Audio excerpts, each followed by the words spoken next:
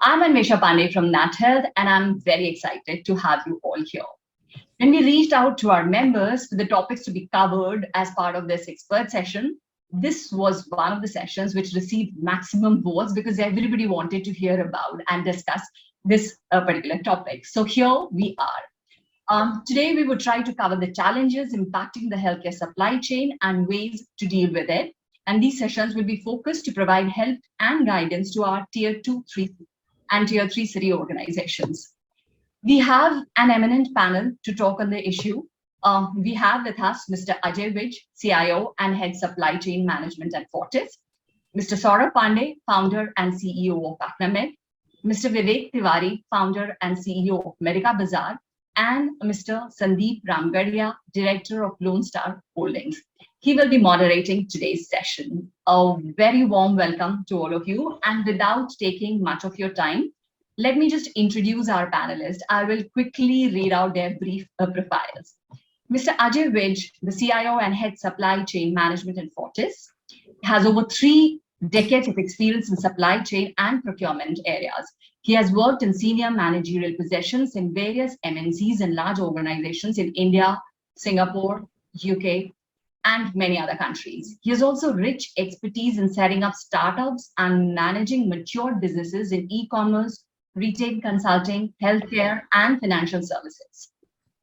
A very warm welcome to you, Ajay. Mr. Saurabh Pandey is the founder and CEO of ACNAMED and comes with a 15 years of experience in consulting and investment banking with a healthcare focus. Saurabh has also run operations of a hospital chain with 23 centers and a fertility chain. He has developed deep relationships with healthcare providers across the country. A warm welcome to you, Saurabh. And we also have Mr. Vivek Tiwari, founder and CEO of Medica Bazaar, which was founded in 2015. He's an alumnus of IIM Calcutta. Vivek has an extensive experience in leadership roles in organizations like Nestle, Telnor, Maxis Telecom, and Tata Group.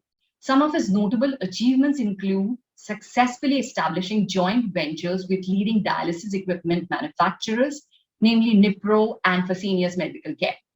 During his earlier experiences, Vivek successfully managed and established tertiary care clinics in Tier 2 and 3 cities in India. And this experience helped him ideate the Medica Bazaar concept. A very warm welcome to you, Vivek. And we also have Mr. Sandeep Ramgarhia, the Director of Lone Star Holdings, who will be moderating today's session. Lone Star is focused on leasing, financing, rental of medical equipment to hospitals across India. Prior to Lone Star, Sandeep has worked with GE Capital for over 9 years in healthcare leasing, aviation, commercial finance, and private equity. Sandeep is based out of Kolkata and is a chartered accountant, company secretary, and is a bachelor's in finance from St. Xavier's, Kolkata. A warm welcome to you, Sandeep, as well. A warm welcome to my entire panel. And I also welcome all our members, our participants who have joined today's session. We have representation from Medline, Reliance NetMed, Biomirix, Midmark. I can also see LifeScan, Path Labs, Saral Diagnostic, Neotia, Merrill, GE, Nephrocare, and many more. So without taking much of your time, I would now request Mr. Sandeep to take these discussions forward, and a warm, a gentle request to all our participants to please ask your questions through the chat box. Over to you, Sandeep. Anvesha, thank you. Thank you for setting this up and giving us the opportunity to have an interaction. Good afternoon, everyone. My name is Sandeep Ramgarhia. I am the moderator for today's session. At NATHEALTH, as you all know, it's our initiative and endeavor to engage with our member partners for skill enhancement, for knowledge sharing. So today is a very interesting subject area of building supply chain resilience. And this could not have been more important a topic of discussion, especially in the backdrop of what we all have experienced, particularly in the last 2.5 years, whether it be the COVID phase 1 or subsequently the COVID phase 2 last year, which we all experienced. So we have a very specialized team of members, especially the panelists, Ajay represents the demand side. He represents the voice of one of the largest hospital chains across the country. And followed by, we have Vivek and Saurabh, who represents the medtech new voice of how the distribution has to be handled. Particularly, they have shown in the last few years how technology can be used as an enabler to manage supply chain efficiencies. And I also welcome the entire delegates on this platform. Please feel free to route your questions through the chat box. I will try to accommodate as many questions as possible. And we are also live on the Facebook as well as YouTube. So I'll request Anvesha and team to also pass on their questions so that we could accommodate them. So with this, I will set the NATHEALTH expert series of conversations open. Let me begin with Ajay. Ajay, welcome to this conversation. It will be very helpful to have some opening comments from you to give a perspective to our viewers of the scale of operations Fortis manages, particularly on the supply side, and how you visualize the supply chain dynamics. And over then, I will come to Vivek, followed by Saurabh in their opening comments. So over to Ajay. Thank you. Okay, thanks, Sandeep. And first, let me thank NATHEALTH for having me on this panel. And hello to my fellow panelists as well as the members who have joined us. So I'm sure most of you are aware about Fortis Healthcare Limited. It is one of the largest hospital networks in India. We are operating around 26 hospitals across 13 cities, around 4,300 odd operational beds. And from the headcount perspective, it's close to 23,000 with almost 5,500 doctors and around 6,500 nurses. So if you look at the healthcare sector, just to set the context before I move specific to Fortis, in the healthcare space, there is a lot of pressure as we know that the patients, most of them are moving from individual to institutional, that is insurance. And the government is looking at schemes to make the healthcare affordable, as well as if you look at the cost of healthcare is spiraling. So one of the focus for the healthcare as a whole is to look at how efficient and productive we are. So we are able to provide a patient care at an affordable prices on a sustainable basis. So I think this become imperative that it has to be designed to cost approach, because most of the insurance companies as well as the government schemes are now moving towards the fixed package price. So where we need to focus on delivering a great experience to patient with a excellent clinical outcome at that particular price. So pre-COVID, if I just go a little bit back, pre-COVID time, what our focus on supply chain was. Now, supply chain focus was to improve the efficiency. Normally, we used to look at historically three parameters. One is time, one is cost, another is quality. Time is in terms of on time, full delivery that is available, some turnaround times. Cost is TCO, total cost of ownership, inventory carrying cost, etc. And obviously quality, both from product perspective as well as from the vendor partner perspective. The focus to achieve this efficiency was negotiation effectiveness, how best we commercially negotiate with the partners, how do we manage the demand better, as well as look at the consumption, and then obviously monitoring of compliance. Right. So the focus was primarily to improve the efficiency, and everyone was investing time in ensuring that we are efficient and productive. But what we saw during the COVID, the challenges that we faced were very different than what we were doing in our normal course of business.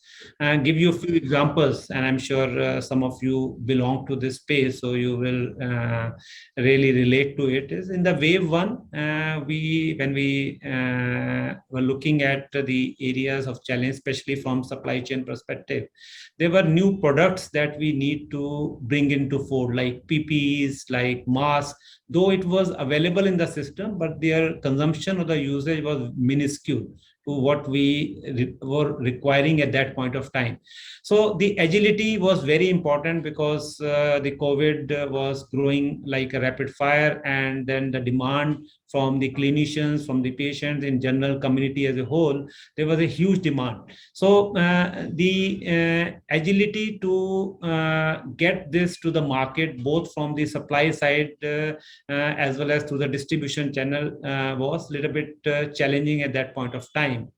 And I think as a healthcare service provider, we had to play multiple role of development of some of the people who were not in that business at all. We need to convince them to get into that, to start manufacturing that. Then because of the COVID, the logistic was completely a nightmare. So we have to work directly with the logistic providers, because some of these new entrants were not having access to the established distribution network for healthcare. So we need to play that particular role to ensure that we get what are basic required, both from the clinical care perspective and from the patient care perspective. When all doctors and the nursing staff at our hospitals coming to supply chain, please provide us PPE, please provide us masks, otherwise it's difficult to take care of public at large. So I can relate. I think very timely that video came in. So taking it forward, so I guess so that was the challenge, where we felt that it is not that the visibility of supply chain between the hospital and the immediate distributor is important. We also need to extend this visibility beyond that. So that is one area, because we were completely in dark what was happening at the manufacturer side or at their supply chain perspective. And then we always used to be anxious whether we will get the delivery or not. So that was wave one. Wave two brought in a very different set of challenges. Though in wave one, we established some of these essentials which are required for COVID, whether in form of PPEs or masks or in terms of a lot of pharma products. But then our set of hospitals largely are part of North, and we face the oxygen challenge. Right, so the oxygen was in short supply. Now here it was even going beyond the regular duties of supply chain, where actually we need there was a need to escort the oxygen vehicle right from the supplier, because what was happening at that point of time, in the interim, either the state government or somebody, police, will take this vehicle to some other hospital, either government hospital. So the challenge was much more. Obviously, we need to work with our other functions within the organization to ensure that the smooth supply is there, because oxygen was like always hand to mouth. So there was different challenge. So what I would say is that what is important, what COVID has taught us, that we also need to move beyond what we were looking earlier to our the new things that we need in supply chain, which is flexibility, agility, and resilience. It is very, very important, and it is required to ensure that if we have to handle certain spikes in demand, right, there are going to be unpredictable disruptions. It can be natural or it can be man-made disaster. Now, to be ready for that, our supply chain has to be flexible, has to be agile, and has to be resilient. Now, how do we achieve this is the next question that we need to keep in mind, is through, I think, a lot of digital investment in digital technology as well as in the digital transformation initiative is important. And apart from this, as I said, we while we were working with multitude of distributors, while we were trying to manage the situation, I think there's a need, and we felt that was very, very important, was to have a partners who has a distribution network across the country. I'll tell you one example. Post phase 2, while we were doing, when the government was able to, and around the world, we were able to find a vaccine for this. In the first set of when this COVID was to be distributed to hospital for further administration, we were told by these two companies that we will supply this only at one hospital location and you need to take the further distribution of this, right? So at that point of time, we were wondering, being a cold chain, need to maintain a cold chain, who are we going to distribute as a hospital, because that's not our core area. Who are we going to distribute, and as Fortis has presence across India. So we work with a couple of partners who have presence across and who had invested in building their supply chains to help deliver that. And we were fortunate to have that partners with us. And I think Saurabh knows about it because he is involved partly in our distribution. So that was the journey. So I think going forward, if you look at it, I think it's becoming imperative for all of us to really look at supply chain a bit differently than it used to be pre-COVID area. And we need to, going forward, we need to make sure that we need to integrate and make this as patient-centric and patient-focused. Because going forward, when we see the use of personal medicine and cell and gene therapies, it is becoming more and more prevalent. And with the expanded use, what we have seen of telemedicine or remote working practices in terms of remote monitoring and all that, I think there is no way to manage other than investing in a digital technology and do a large-scale digital transformation. So I think I will hand over back to Sandeep with these comments. Ajay, thank you. Thank you for your opening comments and very insightful. So you have touched upon the need of moving from the original equipment manufacturer to the distributor, then recognizing the importance of logistics before it reaches the users. And you spoke about flexibility, agility, and resilience as the key skill set which is required. And clearly we have two more panelists, Vivek and Saurabh, who has really thought of this problem solving for the industry. So I'll start with Vivek, who has Medica Bazaar, which is basically the largest medtech B2B platform.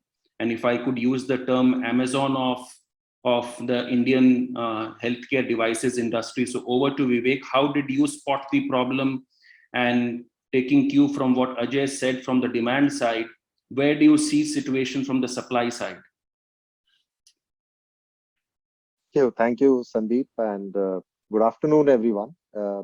Thank you, Ajay, for bringing such a deep context to what essentially we saw in during COVID in the medical supply chain, and how resilient we were to actually counter these challenges of supply chain problems during COVID. Let me briefly start with what and how we started Medica Bazaar, how I thought about it, what was my experience of thinking of a digital platform which could work as a complete layer between manufacturers, OEMs, providers, innovators, people who are looking to access market, the go-to-market strategy for new age medical companies, whether it is medical technology company, pharma companies, and all of that. Actually, before starting Medica Bazaar, I was on the provider side. So I used to head the clinical business rollout for Nipro in Asia market, primarily India as the focus market for rollout of dialysis clinics. And I was also responsible for some acquisitions which happened across Asia for dialysis business. But while doing that, I realized there was a big pain point in the way entire medical supply chain was functioning, because even running a dialysis center was not easy. We needed about 1800 plus SKUs across different kind of drugs, pharmaceuticals, consumables, different categories of product. And it was not an easy task. And the challenge always been that we used to be into tier 2, 3 cities and primarily looking at smaller markets for development. And always rollout of clinics had to be around there, because the access to healthcare problem still exists largely across the hinterland in India, across tier 2, 3 cities. And that's where most of our healthcare investments are focused today. And doing that, I realized there was a big gap in the way entire medical supply chain used to run. Typically, manufacturers would decide on a price, and then it would go to multiple layers of intermediaries, distribution, challenges associated with the last mile deliveries, the problem of complexity in pricing, the problem of availability at times. We had to even cancel treatments at times into very, very small markets like Wasim, Akola of Maharashtra, or Bardwan in West Bengal, or Muzaffarpur in Bihar. So these were centers where we had to even, sometimes look at challenges, and streamlining supplies was not always feasible, because always we had to depend on distributors or somewhat the physical interventions. That was not a very healthy way to look at the entire medical supply chain. And I don't need to get into the subject of COVID again, because I think Ajay ji quite well explained that. The COVID itself was a big, big eye opener to entire medical supply chain problems. While doing that, I realized why in our country we can think of delivering pizza in 30 minutes and not medical care in the way we want to be, right? During 14-15, a lot of digital initiatives were coming up in India. People were thinking of the best in class e-commerce models like Amazon, Flipkart entering in India. Flipkart was on the verge of getting acquired in 2016. It got acquired by Walmart. Best of retail chains were coming. Best of e-commerce models were developing. But in B2B, we had no clue about how things would be taken up. So I took a plunge in setting up Medica Bazaar at that point in time. It was a concept ahead of its time. It was very difficult to convince manufacturers to come digitally. Not an easy task, especially in the medical equipment side, primarily when the entire business is so physical in nature that people would never think of setting up a digital catalog. But in last 7 years of our journey, I can proudly say most of manufacturers today really think the value of it. And we came a long way from there. In last 7 years, being just a complete digital catalog, we made our business multifaceted. We thought of a lot of problems around entire supply chain, not just from equipment aggregation perspective, but also entire life cycle equipment management perspective. We run a platform called Embark, which is Medica Bazaar Asset Recycle and Care, which is associated with more than 500 hospitals in the entire equipment management, equipment lifecycle management part of it. We have the largest catalog in medical equipment business today. We have transformed and come with a model like value procurement optimizer model, which essentially takes care of the entire supply chain within hospitals. We do own a decision-making inventory tool called Vizi, which is also a patented tool. It's patented by Government of India and also on US patent public notice now. We should get that patent in another 3 months' time. We have developed platforms like Freedom to access easy route to capital for small buyers from tier 2-3 cities.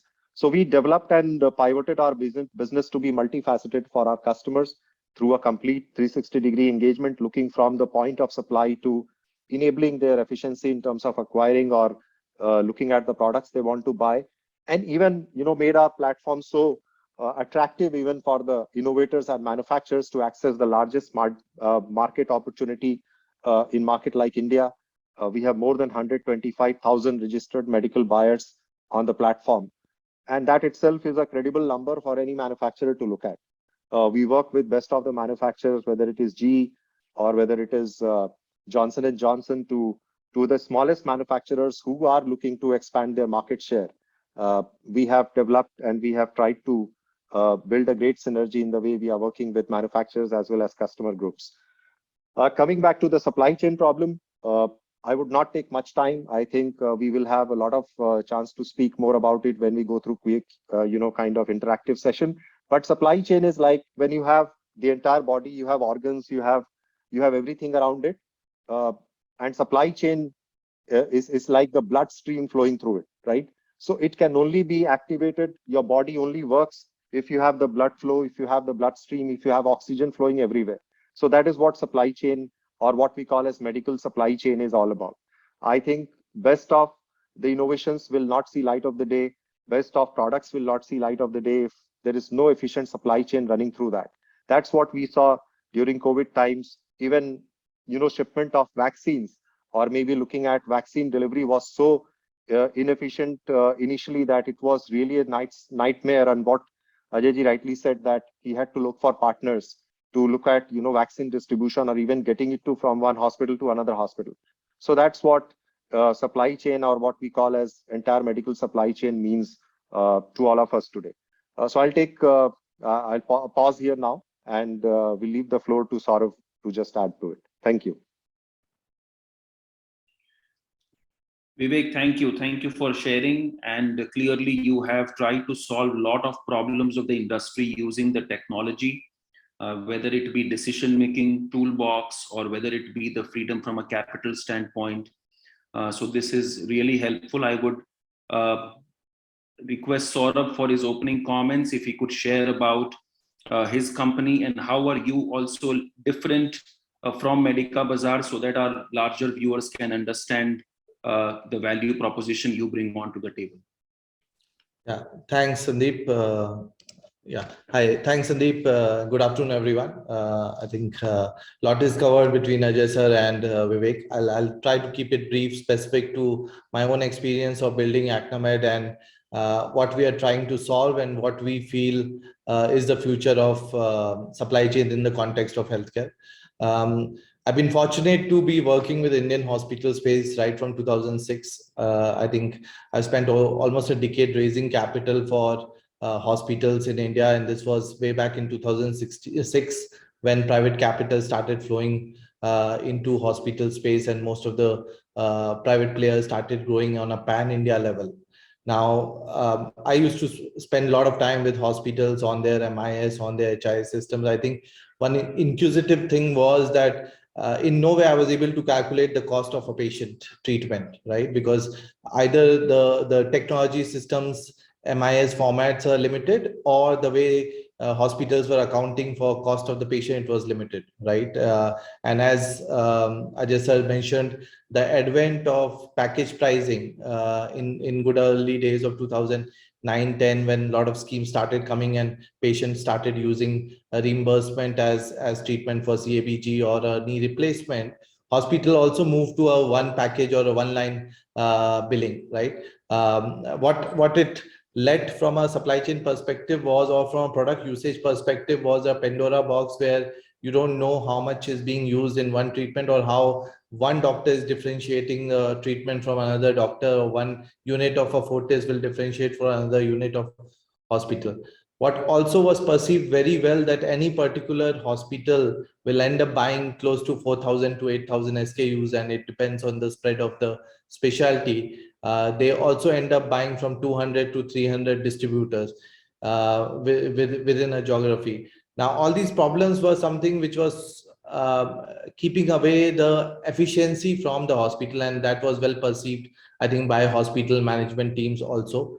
I think what changed with times in 2016-17, when insurance became the larger piece of hospital payments, and no longer hospitals were just getting cash patient. I think culturally what changed was hospitals start also noticing the cost of treatment, right? And I keep referring it to the inward way of looking at hospital management, where a hospital need to know what is the cost of treating a patient, right? And that's where 2015, 16, 17 was the time I was running a chain of 23 hospitals based out of Rajasthan, where the Bhamasha scheme, which was the Rajasthan government scheme, which was launched, and suddenly they said that for a TBI patient, we'll give you 30% lower pricing.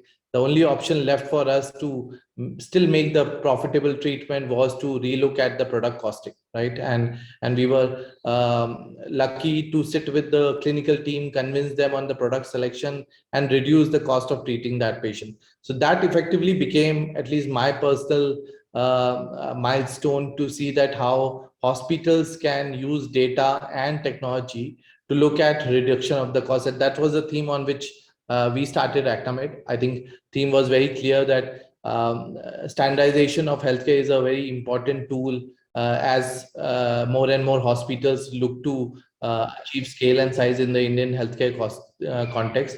And if you're looking at standardization, it's a function of both product and service. We are still early in India in measuring the cost of service, but I think product was something which most of the hospital were capturing the dollar value, and that's product was also the second largest cost after manpower, right? I think with that context, we started Acnamed in 2018. Idea was that we want to be a national player to the hospitals in India, because hospitals were national, right? You talk about Fortis or a Manipal or a Aster or a Cloud9 or a Motherhood. They had supply chain problem not in one geography, they had supply chain problem across the geographies. Number two, we also wanted to be a full basket player, where we said the challenges of getting a pharma product are similar to getting a vaccine or getting a consumable or a surgical. So we wanted to be a one-stop solution. Idea was also to help hospital look at the entire cost of a patient basket rather than just reducing the cost of a medicine in a patient treatment. So we wanted to be a full basket player. We also wanted to be a technology first player, because I think we were very clear that any scalable in business in India needs technology backbone. And one important way where we could push a lot of technology inside the hospital is through the product supply. And that became, I will say, the starting point of Acnamed. In less than, it's little over 3 years, we are today the largest hospital supply chain company in the country. COVID came as a well-wisher in sorts to convey the concept of single vendors to hospitals in India. I think, as Ajay sir rightly said, we were fortunate to demonstrate some of the things which we had built in our business model. We were also the largest movers of the Covishield across the country, having built the cold chain capability in 25 cities in the country, clearly the largest. Our technology stack was monitoring the temperature, not just at the time of handover of the vaccine, but right through the logistic and delivery at the patient level also. And I think some of these technology first initiatives has enabled us to push transparency, which, as Ajay sir was mentioning, that transparency has led to not just the assurance of the quality and communication, but it has also led to reduce workload across the value chain of the hospitals, right? So the product decision is not just limited to a supply chain team or a procurement team. The nursing and the doctors equally want to be aware and in preview of what's happening on the products. So I think transparency has helped us that. I think on the other side, manufacturers also has appreciated the fact around where the products are eventually getting used. I think what we saw in remdesivir usage in India is a classic use case why it's very critical to have a full track and trace capability in the product supply chain. I think that's where models like Acnamed, Medica Bazaar are important for a country. I'm sure all of us are aware that 10 important drugs don't get launched in India because you don't have a track and trace capability for products in India. Very, very strong conversations which I keep happening with the big innovator companies like a Pfizer or a BMS, that products get launched in India on a differential prices and get pushed to Burkina Faso or Mexico through various channels. I think some of these transparency initiatives will enable that India sees some of these innovator launches coming much early as compared to, let's say, a 10-year or 15-year off-patent regime. And that's where I feel supply chain is a strategic tool for hospitals, and not just the fact that the OEMs and improved supply chain will benefit in bringing the transparency. I think it will just increase the share of pie for every one of us in the healthcare ecosystem. So that's the background on which I think we are trying to build this business. I think we are fortunate to be working with almost all hospitals in India. We work on a daily basis close to 1,200 hospitals across the geography in India. And increasingly, we are seeing all hospitals looking at supply chain as a strategic function. Yes, cost is an important aspect of that supply chain thought process, but I think increasingly the management is also aware that you need to have senior leadership looking at supply chain, right? And that's where I feel in times to come, we will have significant focus of hospital group in handling product procurement.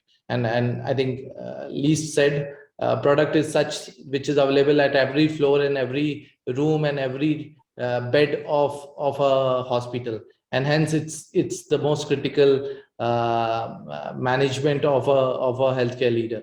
I'll take a pause here, Sudeep. Happy to answer or do a question rounds to the panel discussions. Thank you, Saurabh. Thank you, and amazing to see you create organization in less than 3 years. It's truly wonderful to see medtech platforms emerge in country. We need clearly more. I have already questions pouring in through the YouTube platform as well as through our chat box. I will take it in a gradual manner. But before that, just let me take a step back and put some numbers around so that the broader audience gets a sense of what are we talking about. The follow-up is to Ajay. Ajay, how do you actually segregate the overall supply chain? When I say that, it means from a capex perspective, replacement capex, recurring capex, new growth capex, and then from a consumable perspective, where say Saurabh and Medica Bazaar Vivek is playing a bigger role. Where do you see the medical management OPEX? And please give us some numbers, especially from a Fortis perspective, whatever you could disclose in the public domain. And follow up with that, Ajay, how could we leverage some of the best practices of large organization like Fortis, pass on those best practices to the NATHEALTH members, particularly in terms of rate negotiations, and giving them the best practices knowledge? So over to Ajay.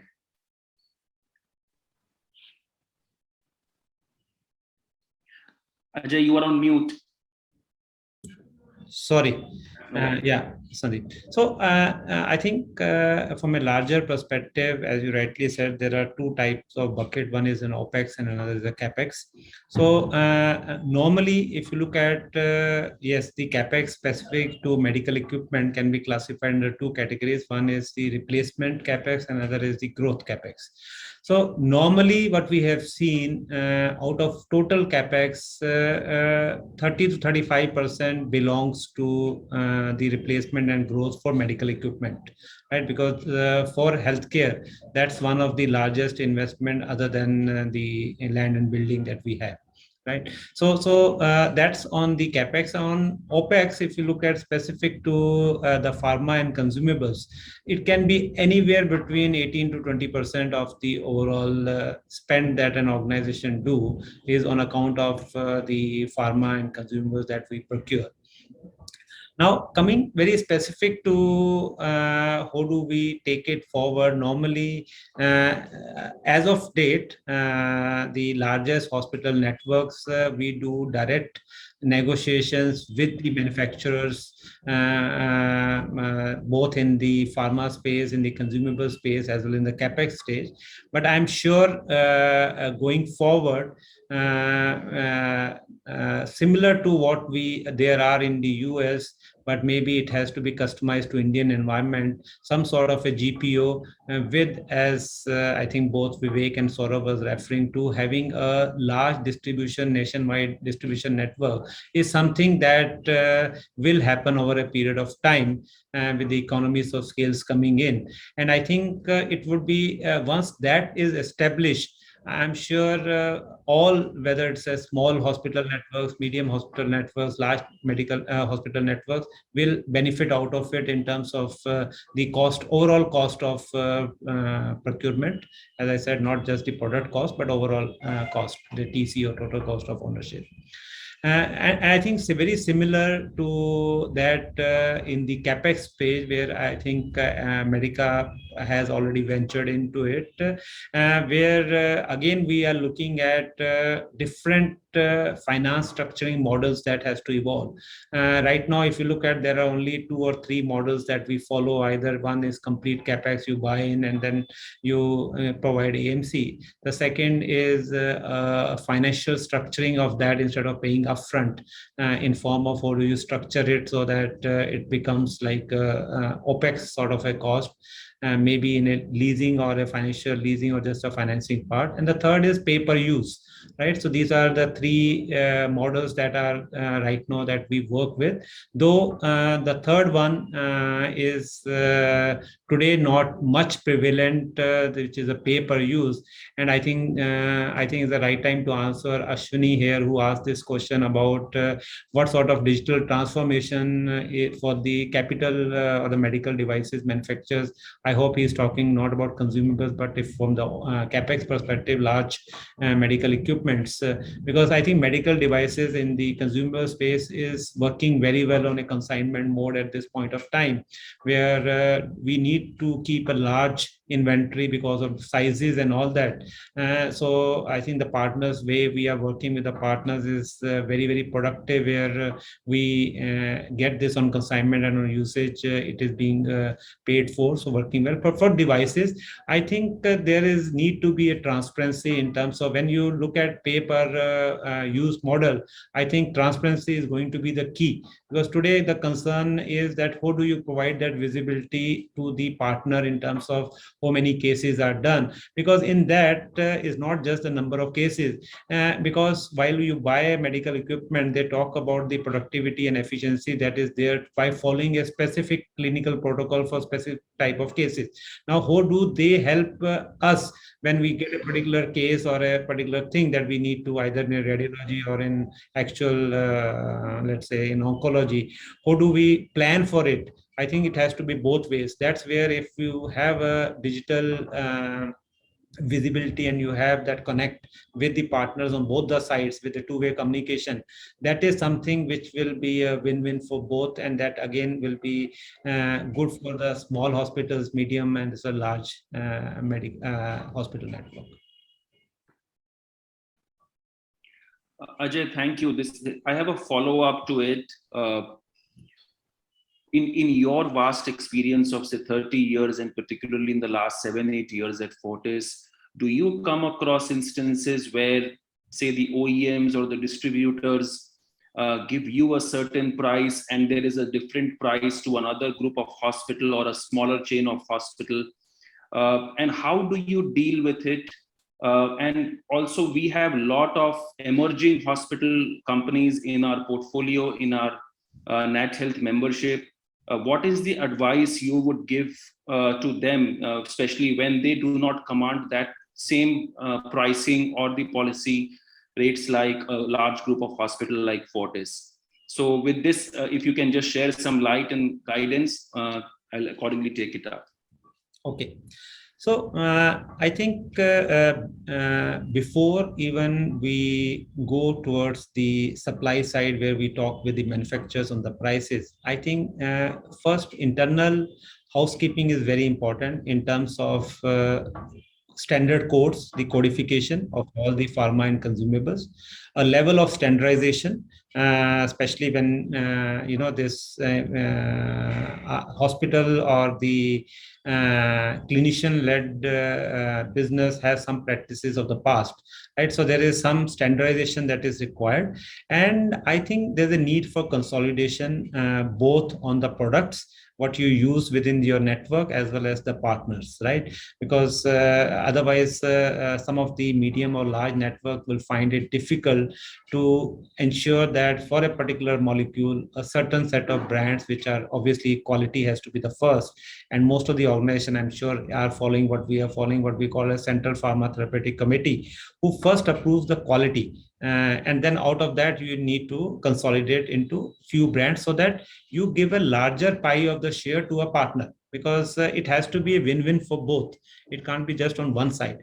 So once we have done that internal exercise, that's when we have gone, we have to go to that few partners whom we want to build a relationship in terms of, as I said, it's a win-win. Now, at this point of time, we are doing with manufacturers. Maybe in future, we can work with medtech companies who become large consolidators or a GPO going forward. So then you show that commitment to the partners in terms of what is in for them in this whole, and that's how you start the negotiation, which should be a long term, which should not just a buy or something.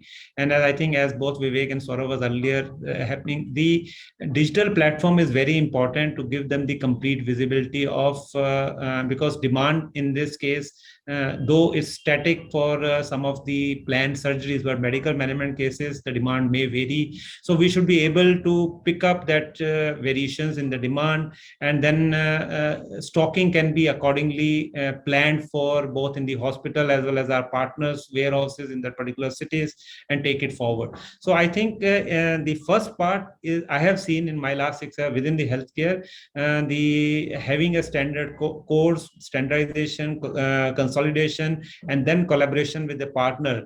This whole piece has to be put in place to, if you have to really get the benefits of efficiencies, not only for the negotiation, but also, as I think Saurabh was earlier referring to, the consumption. For different procedures, you will find different hospitals, different doctors have a different consumption patterns. Now, once you have done this base work, you are able to monitor that in terms of any specific, there is a possibility because doctor finally take a call based on the patient condition and what is required. But at least you have a platform where you can look at that and compare and see if there are any opportunities for further benefits. So it has to be both the side that we need to look at it. I hope I answered your question. Ajay, indeed, thank you. Very insightful. And this brings me to a question from one of our participating members. And I will pose this question on the supply side to both Vivek as well as Saurabh, where you deal with a lot of foreign original equipment manufacturers and authorized distributors. How challenging do you find the current sales and distribution structure of foreign OEMs to operate in India from a futuristic supply chain perspective? So maybe Vivek and then followed by Saurabh. I'll take up this question and answer it first, and then maybe Saurabh can add to it. So if you see the present statistics of medical equipment import in India, around 75% of medtech or what we call as medical equipment are actually imported in India, right? Most of the manufacturers who have the capabilities of distribution in India may not really be actually manufacturing in India. This might be imported in India and then being distributed to the customers in India. While in last few years, there have been a lot of schemes announced by Government of India to set up manufacturing locally. As we know, the PLI scheme announced by Government of India, 100% FDI in the medtech, followed by a lot of initiatives by companies like Siemens or GE Healthcare to set up certain local manufacturing capabilities. All of that, what we see as initiatives today, but still, it will take us at least a decade to say that we will be having lesser dependence on imports, and we will be having larger self-sufficient manufacturing capabilities to cater to the markets or what we cater to the customers' demand in India. As we know that the both replacement as well as growth markets for both medical equipment and as well as medical devices are largely growing to a larger extent, and it's a double-digit growth, which is also pushing the entire demand cycle to the next level, right? So there is enough headroom for all medical equipment manufacturers to explore market like India. We have worked with many manufacturers who have been trying to access market and who have largely been not represented in India, and they have used Medica Bazaar platform to access market. The credible ones have even seen the larger market shares here, where the product has got enough, I would say, takers, and there is a bandwidth to the product market opportunity or to the overall size of the business opportunity.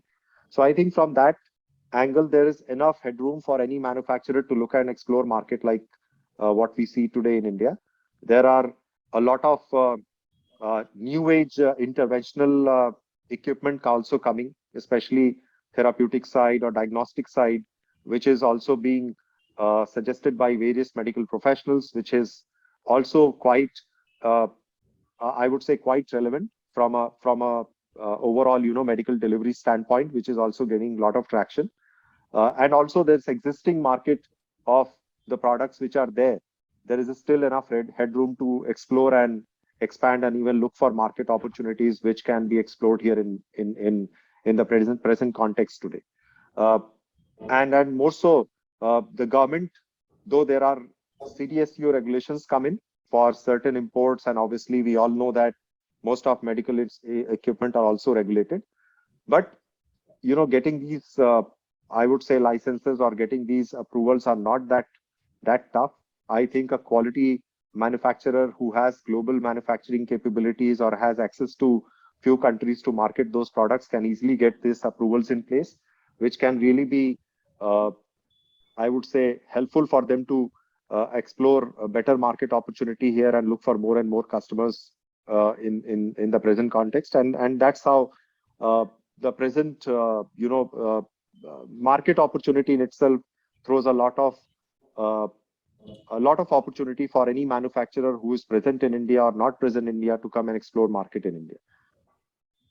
Yeah. I'll probably add to that.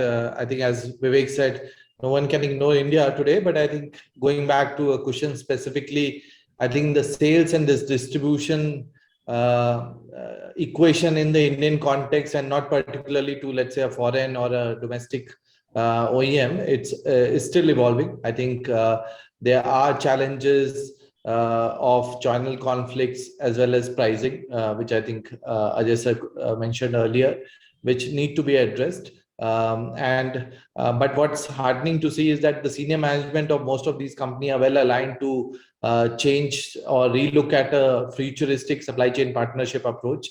I think they have seen what's happening in Indonesia, or if not UK, US. They are seeing how important channel partners are key partners of choice for the distribution network. I still feel there is 3 to 5 years where we will be in a situation where transparency addresses the current conflict of channel as well as pricing. Once that is done, I think we all will be seeing a much technology-driven, futuristic supply chain partnership or supply chain function for these OEMs in times to come. Thank you, Saurabh. Thank you, Vivek. We have covered a spectrum of issues, particularly on the supply chain side. I would like to, many of you would be aware that next month we are hosting, NATHEALTH is hosting a workshop on goods and services tax, particularly to our industry.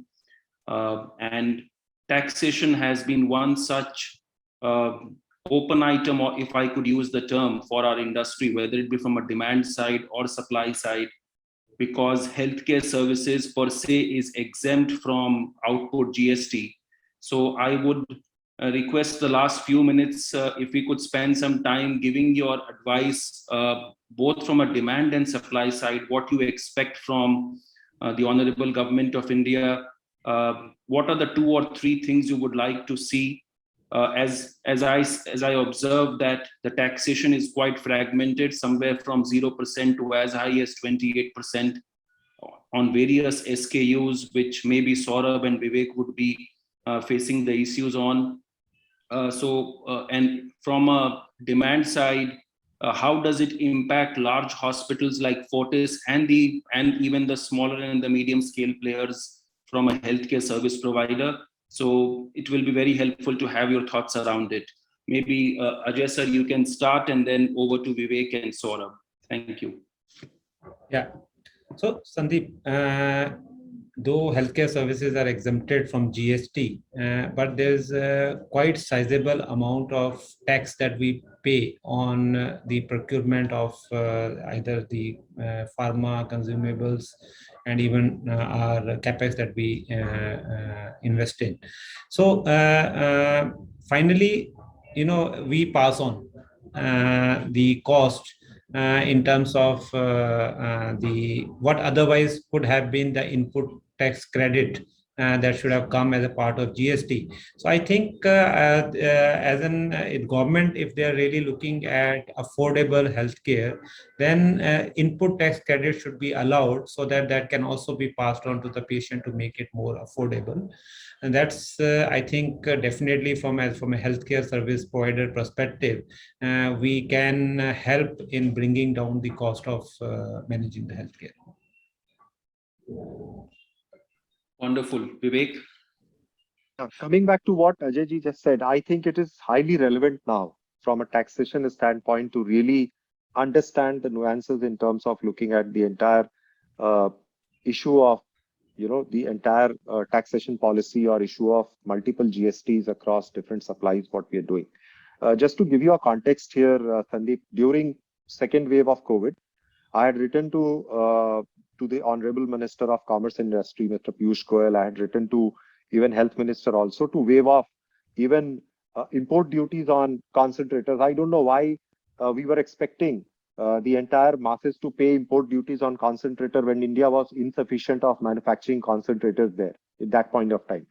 So there was a sense of understanding in the government, and I hope if you remember that import duty on personal import of concentrators were actually waived off.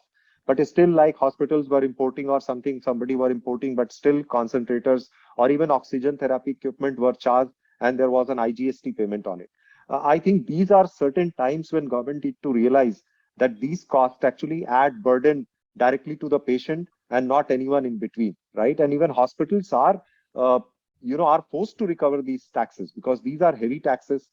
Nobody can just waive off these so easily, because it starts from anywhere from 5%, that's minimum, can go as high as 28% on certain categories.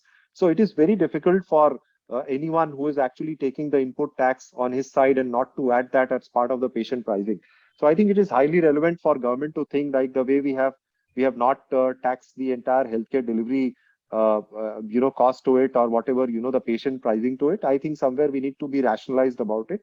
So whenever I'm in any kind of policy meetings, or whenever I'm in DPIT meetings, I always raise this issue with the government representatives, that the entire digital model of healthcare or whatever healthcare supply chain need to be looked at differently. These are not like buying a shirt or a piece of any fashion item on any e-commerce, and you think that this is the same way you can treat even e-commerce digital platforms who are dealing with entire supply chain issues in the present healthcare infrastructure in the country today. So from that context, I always try to push back in terms of looking at higher taxation, or in terms of looking at multiple levels of GST, which might be imposed on various healthcare products to look at. And this is how I think it is important for us to really understand that how we can minimize, or we can even think of giving up entire kind of unnecessary burden on the patient-centric healthcare, what we are trying to make healthcare as the most affordable healthcare for a country like India around the globe, what we are thinking today. I think this is an evolution, right? The very reason GST, because of GST, I think people like us exist, because it's now a one market. Otherwise, I remember running a chain of 23 hospitals in 3 states. Even if I have to move products between one center and another center in different state, there was an entry tax, right? So I think GST was a good starting point. I think as market mature, and as I think large players exist, take entry, government will be pushed to rationalize some of these thought process. I think what Ajay sir mentioned on the hospital costing side, I think there is definitely a leakage, which we as service provider to hospitals, or hospital as payers do encounter. And any step in that direction will just help make the financial viability much stronger for all of us. Thank you, Saurabh. Thank you, Ajay. Thank you, Vivek. Anvesha, do we have few more minutes to entertain some questions, or we are running short on time? Yeah, I think we are almost, we have run out of time. But, if you want to take just one more question, I can say, but, we have finished our 60 minutes. Okay, so I just will take one more question, and maybe this question keeps coming back. Is there a way where, of course, medtech platforms can bring in more transparency in terms of one unified rate? But and one of the initiatives at NATHEALTH is to give unified rate, particularly on the supply chain benefits to our members. Ajay, is there a way where we could get access to one unified rate, some of the best terms? Of course, you have mentioned about your operating module of consolidation, collaboration. But say if somebody in the smaller hospital who is a NATHEALTH member wants some supply chain benefit arising, is there a way to share some insight with those smaller hospitals who are part of our NATHEALTH platform? So, Sandeep, primarily, I think this need to be taken as a group, not by an individual chain, and we are more than happy to participate. As I said, even the new age medtech companies that are coming in. I think, as I said, two things are important. One is getting a rate right, which should be unified based upon then the overall country volume instead of one hospital network or a single hospital. And I think NetHealth can play, and we are more than happy to participate in that to whatever is required. But I'm sure this will evolve with the concepts that are there in UK, US, like GPOs, where it's primarily the buying power. So if all of them agree to work together and demonstrate that to the manufacturers, because as I said, it is not just because if you don't consolidate the volume, right, you will not get that price. So having an agreement across the hospitals on the brands that you want to use within a network is very difficult and a challenging task. Across networks, what we are going to do is going to be a bit of challenge, but we are more than happy to participate. Deep, I'll probably address that. I think we have done some attempts there. I think, as Ajay said, if you have a portfolio, even today, hospital portfolio, anything from, let's say, 20 to 30% of the portfolio is not so brand conscious, and it's basically utility and the quality of the machine of the products which I use. Those can definitely be consolidated and aggregated. I think for the branded category, there's still some time to go. And even in US and UK market, there are tiered pricing based on volumes, right? I don't think we can reach a situation where, irrespective of volumes, everyone is enjoying the same price, because that defeats the whole purpose of market making. But I think there will be a situation where there will be more transparent tiered pricing basis the consumption. And I think that will give way to consolidation in some way or the other as well.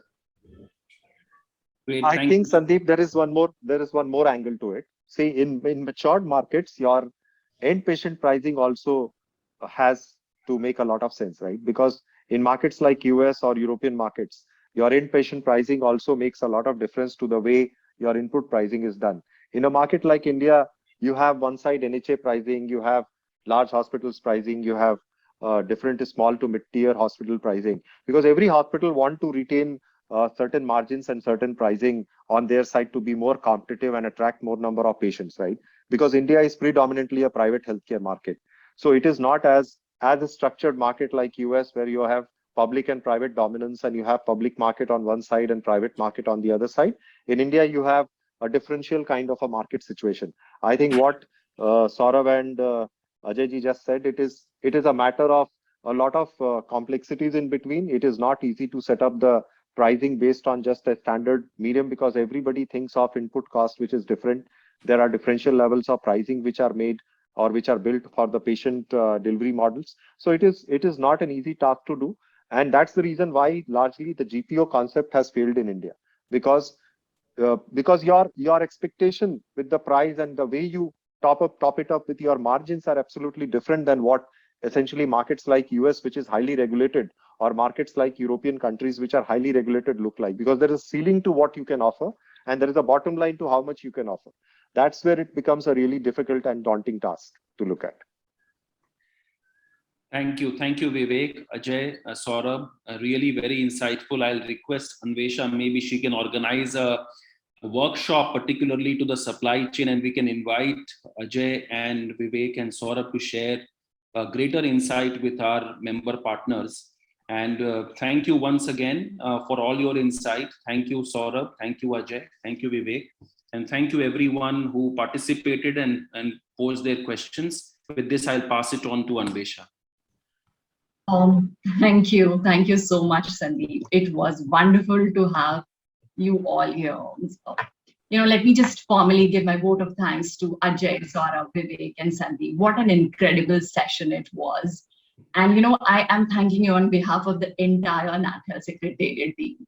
I would also like to thank all our participants who have joined this session and are watching us live on our social media platforms. I would also like to mention my special thanks to the PR team, Avian, who have been live tweeting all the proceedings, and our communication partner, HealthBiz, for their backing support. In case we were not able to answer your questions today, please email it to me, and we will try to get your questions answered by our speakers. We'll also be curating a report from the key takeaways from this session, and I'll be sharing that with you as well. We will be back again with another set of panelists very soon to cover another aspect, and keep sending us your suggestions and topics that you want us to cover. Or if there is anything that you think will add value to our members, just reach out to me, drop us a message, or reach out to the NATHEALTH Secretariat team, and we will ensure to organize a session around that topic. So thank you once again, my eminent panelists, and thank you to all our participants who have joined our session today. We will be posting this particular session, the video of this session, on our Facebook and YouTube channels. You can watch all our previous sessions, including this one, on our channels. So please like them and do subscribe us. Till then, bye-bye and take care. Thank you so much.